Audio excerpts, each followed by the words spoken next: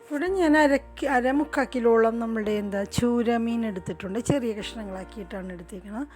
അതേപോലെ നമ്മൾ 2 medium size സവോള ഞാൻ നീളത്തിൽ അരിഞ്ഞ് വെച്ചിട്ടുണ്ട്.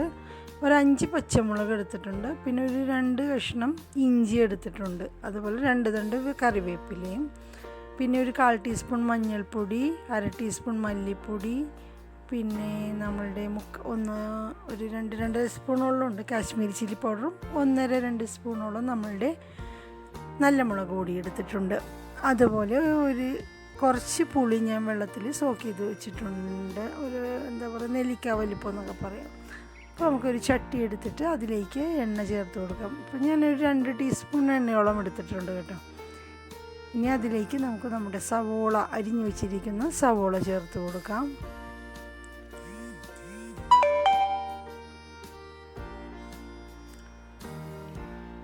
ഇനി അതൊന്ന് സവോള ചേർത്തിട്ട് അതിലേക്ക് നമ്മുടെ ഇഞ്ചി ഒന്ന് അരിഞ്ഞ് കൊടുക്കട്ടെ. എൻ്റെ വിരലൊക്കെ നല്ല ഭംഗിയിലിരിക്കണുണ്ട്. കാരണം നമ്മുടെ മത്തി വാങ്ങിച്ചു തന്നപ്പോൾ അത് പൊരിക്കാൻ വേണ്ടിയിട്ട് ഞാൻ മസാല തേച്ച് വന്നപ്പോൾ അതിൽ മഞ്ഞൾ ഇച്ചിരി കൂടിപ്പോയി. മഞ്ഞൾ കൂടിയതല്ല കേട്ടോ, ആ മഞ്ഞൾ ഇച്ചിരി ഡേഞ്ചറാണെന്ന് തോന്നണം. ഭയങ്കര കളറാവുന്നു. അപ്പോൾ അത് അങ്ങോട്ട് കയ്യിലേക്ക് നന്നായിട്ട് പിടിച്ചിട്ടുണ്ട്. അപ്പോൾ നമുക്ക് ഇത് നന്നായിട്ടൊന്ന് വഴറ്റി കൊടുക്കാം. സവോള ഇഞ്ചിയും കൂടി നന്നായിട്ടൊന്ന് വഴറ്റി കൊടുക്കാം. അതിൻ്റെ സവോളയൊക്കെ നന്നായി ഒന്ന് വാടി ഒരു ലൈറ്റ് ബ്രൗൺ കളർ ആവണ വരെ നമുക്കതൊന്ന് വഴറ്റി കൊടുക്കാം കേട്ടോ. ഇത് ഞങ്ങളുടെ വീട്ടിൽ 2 പേരാണ് കേട്ടോ. അവളിപ്പോൾ ഇച്ചിരി കൂടി വലുതായി. കാരണം ഈ വീഡിയോ കുറച്ച് മുമ്പുള്ള വീഡിയോ.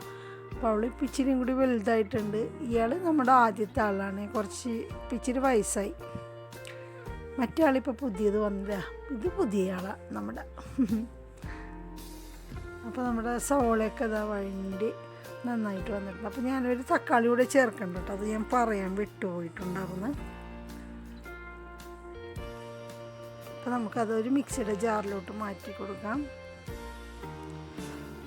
ഇനി അതിൻ്റെ ചൂടൊക്കെ അത്യാവശ്യം ചൂടൊക്കെ കുറഞ്ഞതിന് ശേഷം നമുക്കൊന്നത് ഗ്രൈൻഡ് ചെയ്തെടുക്കണം. ഇതിലേക്ക് ചേർത്തിട്ടുണ്ട്. ഇനി അതിലേക്ക് നമ്മുടെ തക്കാളി കൂടെ അരിഞ്ഞ് ചേർക്കണം. തക്കാളിയുടെ അരിഞ്ഞ് ചേർക്കാം.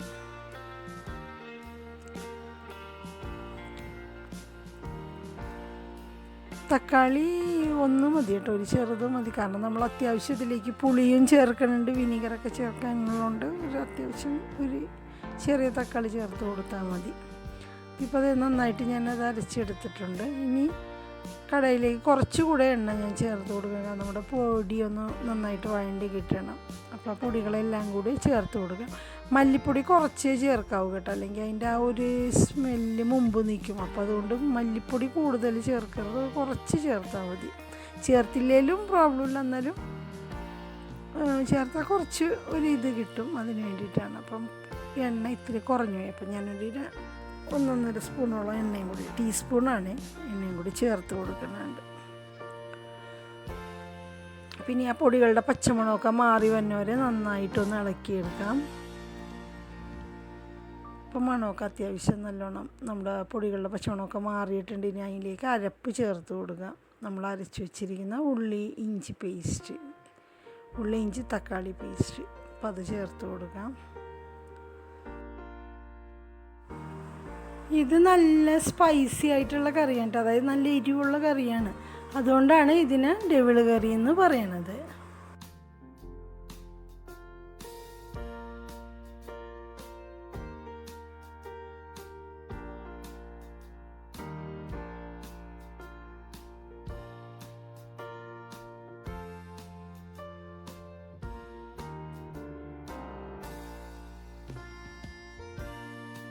ഇപ്പോൾ നമ്മളുടെ പിഴിഞ്ഞ് വെച്ചിരിക്കുന്ന പുളിവെള്ളം ചേർത്ത് വിടാം. പുളിയെല്ലാം നോക്കിയിട്ട് ചേർക്കണം കേട്ടോ. ആദ്യം കുറച്ച് ഒഴിച്ച് കൊടുക്കുക.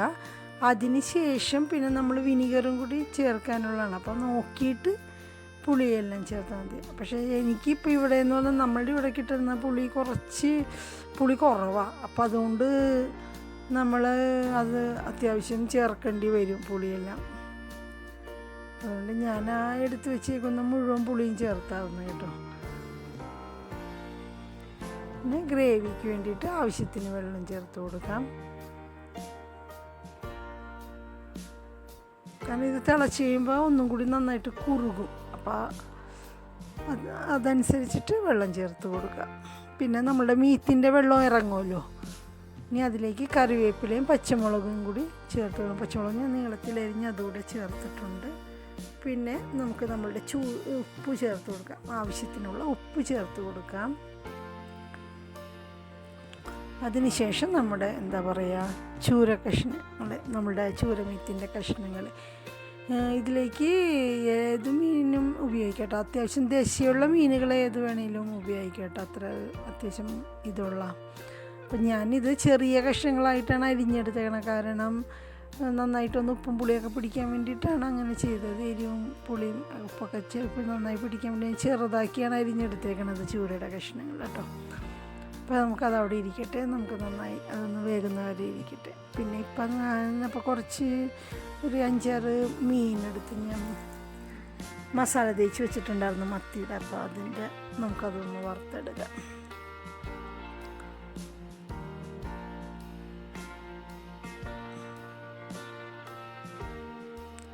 ചെറിയ മത്തിയായിരുന്നു അന്നേരം കിട്ടിയത്. വലിപ്പം കുറവാണ്. അപ്പോൾ ഇച്ചിരി ഒരു സ്മെല്ലൊക്കെ പോകാൻ വേണ്ടിയിട്ട് കുറച്ച് ഞാൻ കറിവേപ്പിലൂടെ ചേർത്ത് കൊടുക്കുന്നുണ്ട് അതിലേക്ക്. കാരണം മത്തി വറുക്കുമ്പോൾ എന്താ പറയുക, ഒരു വല്ലാത്ത സ്മെല്ലാണല്ലോ.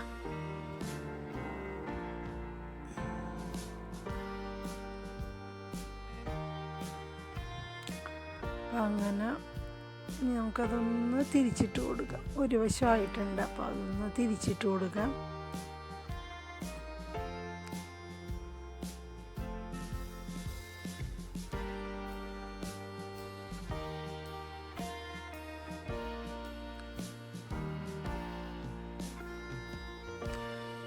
അങ്ങനെ നല്ല ഇത് മത്തി അത്യാവശ്യം നല്ലായിരുന്നു കേട്ടോ. മുള്ളൊന്നും അങ്ങനെ അധികം മുള്ളായിട്ടൊന്നും അങ്ങനെ തോന്നിയൊന്നുമില്ല. അപ്പോൾ നമ്മുടെ മത്തിയെല്ലാം മുരിഞ്ഞ് വന്നിട്ടുണ്ട്. പിന്നെ അതൊരു പ്ലേറ്റിലേക്ക് മാറ്റാം.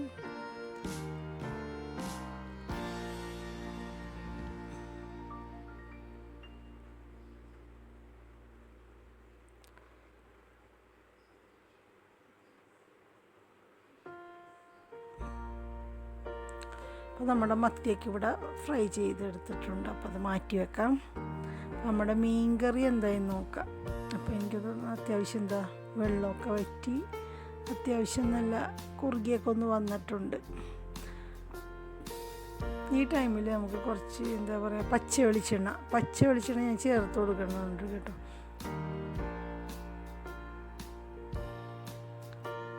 അതുപോലെ നമ്മളുടെ വിനീഗർ ഒരു 1.5 ടീസ്പൂണോളം ഞാൻ ചേർക്കുന്നുണ്ട്. ടേബിൾ സ്പൂണല്ല കേട്ടോ, ടീസ്പൂൺ വിനീഗർ ചേർത്ത് കൊടുക്കുന്നുണ്ട്. എന്നിട്ട് ഇനി നമുക്കതൊന്നും കൂടി നമുക്ക് അത് അടച്ച് വെച്ചിട്ട് ഒരു അധികം വേണ്ട, ഒരു 2 മിനിറ്റ് കൂടെ ഒന്ന് അടച്ച് വെച്ചിട്ട് അതൊന്ന് വേവിക്കുക കേട്ടോ. വേവിക്കല്ല, ഒന്ന് തിളക്കണം വരെ അതിൻ്റെ നമ്മൾ പച്ച വെളിച്ചെണ്ണയൊക്കെ ഒഴിച്ചേക്കണമുണ്ട്.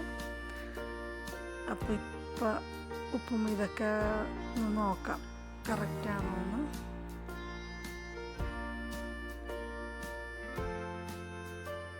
കുറച്ച് ഉപ്പിന് കുറച്ച് കുറവുണ്ട്. അപ്പോൾ ഒരു നുള്ളുപ്പും കൂടി ഞാൻ ചേർത്ത് കൊടുത്തിട്ടുണ്ട്. ഇപ്പം നമ്മുടെ മീൻകറി ഇവിടെ റെഡിയായി വന്നിട്ടുണ്ട്. ഇതിപ്പോൾ ഇതിൽ കാണുന്ന പോലെ ഇല്ല കേട്ടോ, നല്ല റെഡ് കളറാണ്. ഇതിപ്പോൾ എനിക്ക് തോന്നുന്നു ആ ലൈറ്റിൻ്റെ ഇതിലാണെന്ന് തോന്നുന്നു ഇങ്ങനെ കാണുന്നത്. അത്യാവശ്യം നല്ല കളറാണ്, നല്ലൊരു റെഡ് കളർ പോലെയാണ് ഇരിക്കുന്നത്. ഇതിപ്പോൾ എനിക്ക് തോന്നുന്നു ലൈറ്റിൻ്റെ ഇതാ എന്താ ഒരു ഇത് കളർ അങ്ങോട്ട് മാറിപ്പോയി. നമ്മുടെ മീൻകറി ഇവിടെ റെഡിയായി വന്നിട്ടുണ്ട്. അപ്പോൾ നമുക്കത് സെർവ് ചെയ്യാം. ചൂടോടെ അല്ല കേട്ടോ, നമ്മൾ കുറച്ച് കഴിഞ്ഞിട്ട് എടുക്കണമെങ്കിൽ നല്ല കുറുകിയിരിക്കും.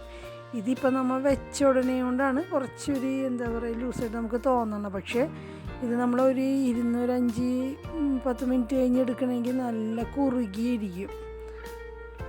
അപ്പം ഞാൻ ഇത് ചെയ്യാൻ വേണ്ടിയിട്ട് പ്ലേറ്റിലേക്ക് മാറ്റിയതാണ്. അപ്പോൾ നിങ്ങൾക്ക് എല്ലാവർക്കും ഇഷ്ടപ്പെട്ടിട്ടുണ്ടെങ്കിൽ ലൈക്കും ഷെയറും ചെയ്യണം കേട്ടോ. കമൻറ്റും ചെയ്ത് പറയാം എങ്ങനെയുണ്ടാവുന്നെന്ന്. Thank you.